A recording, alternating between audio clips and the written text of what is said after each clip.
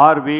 ரஞ்சித்குமார் என்னும் நான் சட்டப்படி அமைக்கப்பெற்ற இந்திய அரசியலமைப்பின் பால் உண்மையான நம்பிக்கையும் மாறாப்பற்றும் கொண்டிருப்பேன் என்றும், இந்திய திருநாட்டின் ஒப்பில்லாத முழுமுதல் ஆட்சியும் ஒருமையும் நிலைநிறுத்துவேன் என்றும், தமிழ்நாட்டு அரசின் அமைச்சராக உண்மையாகவும் உளச்சான்றின்படியும் என் கடமைகளை நிறைவேற்றுவேன் என்றும், அரசியலமைப்பிற்கும் சட்டத்திற்கும் இணங்க அச்சமும் ஒருதலைச் சார்பும் இன்றி விருப்பு வெறுப்பு விலக்கி பலதரப்பட்ட மக்கள் அனைவருக்கும் நேர்மையானதை செய்வேன் என்றும் ஆண்டவன் மீது ஆணையிட்டு உறுதி கூறுகிறேன்.